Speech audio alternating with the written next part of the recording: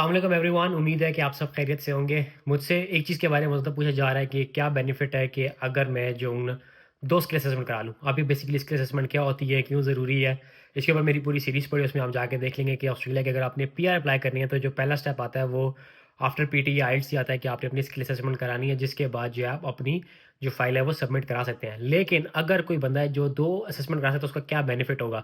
अब इसकी एग्जांपल मैं ऐसा दूँगा कि फॉर एग्जांपल अगर मैं सिविल इंजीनियर हूँ ना, तो सिविल इंजीनियर्स के पास ये जो होता है कि वो अपनी degree as a CPM assess करा सकते हैं, as a structural engineer assess करा सकते हैं, as a transport engineer assess करा सकते हैं। हमारे मुल्क में क्या होता है कि जो सिविल इंजीनियर है ना, उसको एक ही कैटेगरी में ना कंसिडर किया जाता है, रिगार्डलेस आपसे ट्रांसपोर्टेशन इंजीनियर का काम करवा रहे हैं, स्ट्रक्चर का करा रहे हैं, ब्रिज डिज़ाइन का करा रहे हैं, जिस मर्ज़ी का करवा रहे हैं। लेकिन ऑस्ट्रेलिया में जो है ना, डेज़िग्नेशन के हिसाब से जो है वो आपके इनवाइट्स भी जाते हैं और उसी हिसाब से जो आपको जो है वो जॉब्स भी मिलती हैं। सबसे पहला सवाल जो आता है वो ये आता है कि क्या एक बंदा 2 असेसमेंट होल्ड कर सकता है? येस, आपसे एक सेम बॉडी से जो है वो 2 असेसमेंट्स होल्ड कर सकते हैं। फॉर एग्ज़ाम्पल अगर आप इंजीनियर ऑस्ट्रेलिया से असेसमेंट करा रहे हैं, तो आप as a professional engineer, civil engineer करा सकते हैं। आप साथ ही जो है वो एज़ अ ड्राफ्ट पर्सन की असेसमेंट भी ले सकते हैं। तो इंजीनियर ऑस्ट्रेलिया आपको अलाउ करता है कि आप जो है वो 2 असेसमेंट्स ले लें। इसके साथ-साथ अगर आप तीसरी असेसमेंट लेना चाहते हैं, तो वो आप सीपीएम में दूसरी असेसमेंट बॉडी से ले सकते हैं। इस तरह अगर मैं बात करूँ दूसरे ऑक्यूपेशन की, लाइक जिस तरह इलेक्ट्रिकल इंजीनियर या इलेक्ट्रॉनिक्स इंजीनियर या मैकेनिकल इंजीनियर्स हैं, वो डेफिनिटली इंजीनियर टेक्नोलॉजीज़ की असेसमेंट लेना चाहते हैं, या फिर वो सारे लोग जो आईटी फील्ड से बिलॉन्ग करते हैं। क्योंकि अगर आपकी जो डिग्री है वो आईटी से या कंप्यूटर सॉफ्टवेयर की डिग्री है ना, तो जो एसीएस है, जो आपकी असेसिंग बॉडी है, वो ये कहती है कि अगर आपकी डिग्री आउटसाइड ऑस्ट्रेलिया तो आपको 2 साल का एक्सपीरियंस चाहिए, और अगर आपकी डिग्री विद इन ऑस्ट्रेलिया तो आपको जो है वो 1 साल का एक्सपीरियंस चाहिए। मैं आपको बता दूँ कि जो फ्रेश ग्रेजुएट्स होते हैं ना, मोस्टली जो ऑस्ट्रेलिया आ रहे हैं, रिगार्डलेस वो मास्टर स्टडीज़ पे आ रहे हैं या किसी वीज़े के ऊपर आते हैं, तो उनके पास 2 साल का मैं कहूँगा एक्सपीरियंस लेना एक क्या बहुत ही मुश्किल टास्क है। मैं कहूँगा नियरली इट्स इम्पॉसिबल, क्योंकि अगर आप फ्रेश ग्रेजुएट हैं और आपने ट्रैवल करना है अपनी हायर स्टडीज़ के लिए, तो इट्स नियरली इम्पॉसिबल कि आपके पास जो है वो 2 साल का एक्सपीरियंस हो। फिर जो 2 साल हैं, वो हो सकता है 2 साल ना काउंट हो एज़ पर एसीएस, क्योंकि एसीएस जो आपकी जेडीज़ देखता है, आपके वर्क आवर्स देखता है, आपकी जो है डेज़िग्नेशन देखता है, वो देखता है कि आपने किस डोमेन में काम किया, किस फ़ील्ड में काम किया। इसी तरह जिस तरह मैंने सिविल इंजीनियर की एग्ज़ाम्पल दी थी, इसी तरह मैं आपको बताऊँ कि जो कंप्यूटर है, सॉफ्टवेयर है, वो डिफरेंट है। यहाँ पे कोड होता है एंस्को कोड। अगर आप उस कोड में जाएँगे तो आपको पता लग जाएगा कि जो आपका ऑक्यूपेशन है, उसमें कौन-कौन सी जेडीज़ आती हैं। इसीलिए ये बहुत ज़रूरी है कि जिस ऑक्यूपेशन की आप असेसमेंट लेना चाह रहे हैं, आपकी जॉब भी उसी ऑक्यूपेशन में होनी चाहिए। यहाँ पे एक जो क्राइटेरिया देखा जाता है, वो होता है कि या तो उस ऑक्यूपेशन में हो या फिर closely related to that occupation हो, तभी वो कंसिडर की जाती है। इसलिए ज़रूरी नहीं है कि अगर आपने 2 साल काम किया तो आपके 2 के 2 साल जो है वो असेस हो जाएगा। So you have to be very mindful, you have to be very keen जब आप अपनी जो असेसमेंट डाल रहे होते हैं। अब फ़ायदा क्या होगा? अगर फॉर एग्ज़ाम्पल अभी आपने 2 असेसमेंट्स ले ली हैं, तो जो है लोग कहते हैं कि हमने ईओई लॉन्च करनी है। अगर आप ईओई लॉन्च करते हैं, तो आप 2 ऑक्यूपेशंस की ईओई लॉन्च कर सकते हैं। ये बातें आपको हर बंदा नहीं बताएगा।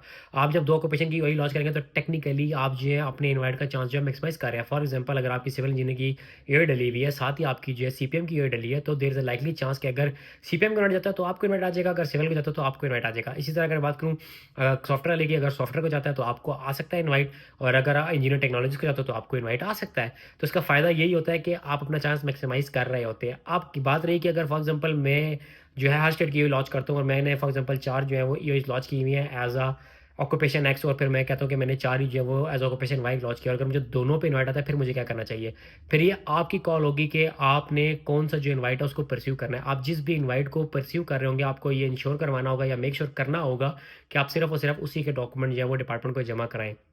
अब लोग कहते हैं कि अगर मुझे एक पे इनवाइट आ गया, तो क्या मुझे दूसरे पे इनवाइट आ सकता है या नहीं आ सकता? आपको देखिए इनवाइट आ सकता है, क्योंकि जो इन्विटेशन होती है ना, वो बेसिकली बैक एंड पे ना कंप्यूटर के अंदर जो इन्होंने फ़ॉर्मूला लगाया हुआ है आपका, या जो इनका जो सिस्टम है, जो यूएस सेलेक्ट करता है ना, वो कंप्यूटर जनरेटेड सिस्टम है। वो एक बंदा बैठ के मैनुअली यूएस देख-देख के आपको जो इनवाइट नहीं भेज रहा होता। उन्होंने जो फ़िल्टर्स लगाए हैं, वो फ़िल्टर अगर आप उस पे पूरा उतर रहे हैं, रिगार्डलेस आपकी 4 यूएस होती हैं, 5 होती हैं, वो सब की सब पे इनवाइट जाएगा। बैक इन 22 बहुत कॉमन देखने में आया था कि लोगों को जो 6-6, 7-7 इनवाइट गए थे। अभी रिसेंटली 189 के राउंड में मेरे एक दोस्त को 3 इनवाइट आए हैं, same day, same time, 10-10 minute के फासले से जो उसको 3 के 3 इनवाइट आ गए। अब उसमें डेफिनिटली उसमें उसने उसमें से एक परस्यू करना था। उसने एक परस्यू किया, बाकी जो 2 है वो विथड्रॉ करा लिए। एक और चीज़ जो मैं यहाँ पे कहना चाहूँगा कि वो सारे लोग जो इस टाइम इन्विटेशंस का वेट कर रहे हैं, उनके लिए ये है कि वो सारे लोग जो इनवाइट ले चुके हैं या उनकी जो फाइल्स इन प्रोसेस है, तो मेक श्योर करें कि आप अपनी बाकी जो ईओआईज़ हैं वो विथड्रॉ करा लें। उसका नुकसान ये होता है कि अगर आप फॉर एग्ज़ाम्पल अगर आपने एक ईओआई परस्यू कर लिया ना, तो आपने वीज़ा भी लॉन्च कर दिया। अब कोई बंदा ऐसा नहीं है कि वो कहेगा कि मैं दोबारा जो है 5 साढ़े $500 दूँगा और मैं जो है वो ना दूसरी ईओआई को भी परस्यू करूँगा।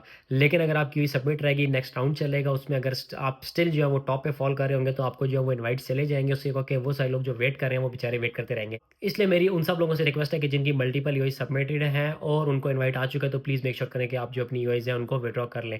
तो ये वो फ़ायदा है जो मैंने कहा मैं आपको शेयर आउट करूँ कि अगर आप 2 अपनी स्किल असेसमेंट कराते हैं तो उसका फ़ायदा ये होगा कि आपका जो चांस है वो मैक्सिमाइज़ हो जाएगा। आई होप इस वीडियो के बाद वो सारे लोग जो कन्फ्यूज़ थे कि हमें 2 ऑक्यूपेशंस करके स्किल असेसमेंट करानी चाहिए, नहीं करानी चाहिए, उसका फ़ायदा क्या होगा, नुकसान क्या होगा, वो सारी क्लैरिटी मिल चुकी होगी। मिलते हैं अगली वीडियो में, अपना ख़्याल रखिएगा। अल्लाह हाफ़िज़।